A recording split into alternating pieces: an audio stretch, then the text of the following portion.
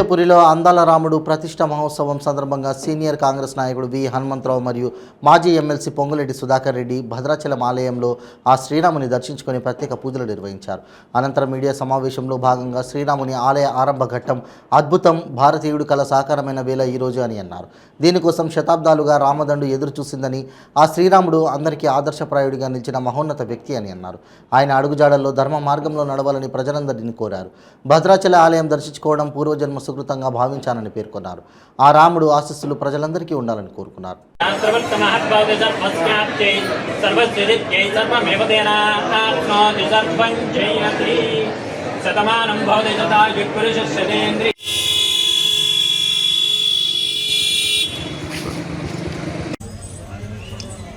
మంచిగా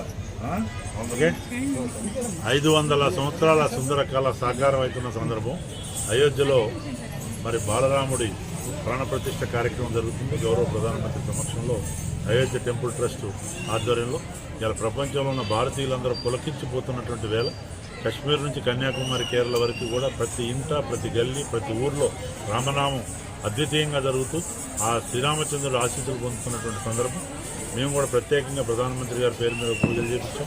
భారతదేశం బాగుండాలి, అన్ని వర్గాలు అందరూ కూడా సామరస్యంతో రామరాజ్యం కల్పించే రీతిలో సుఖ సంతోషాలతో ఉండాలని కోరుకోవడం జరిగింది. రాష్ట్ర ప్రభుత్వానికి కూడా విజ్ఞప్తి చేస్తున్నాం. భద్రాచలాన్ని ఇంకా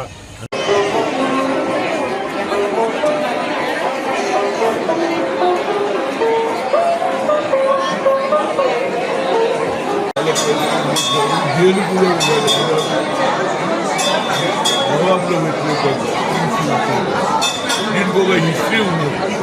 మరి ఇంత పెద్ద హిస్టరీ ఉన్నదానికి అయోధ్యలో ఇంత పెద్ద గుడి కట్టిస్తున్నప్పుడు రాజకీయ నాయకులకి నోటేషన్ పోతుందండి. పెద్ద పెద్ద నాయకులు రండి రండి రండి అని పిలుస్తారు. కానీ ఇక్కడ ఉన్నటువంటి భద్రాచలం మన రామచంద్రుడికి గుడికి ఇన్విటేషన్ రాలేదని నేను బాధపడుతున్నాను. ఎందుకంటే ఇది కూడా హిస్టారికల్ వన్. నేను చూశాను, నరేంద్ర మోడీ గారు అన్ని గుళ్ళు తిరిగారు. నేను అనుకున్నాను ఇక్కడ కూడా వస్తుంది. ఎందుకంటే ఇది హిస్టారికల్. ఇక్కడ రాముని గుడి కట్టియడానికి రామదాస్ అనే వ్యక్తి ఉద్యోగంలో ఉంటూ, రెవెన్యూలో ఉంటూ ఆ డబ్బంతా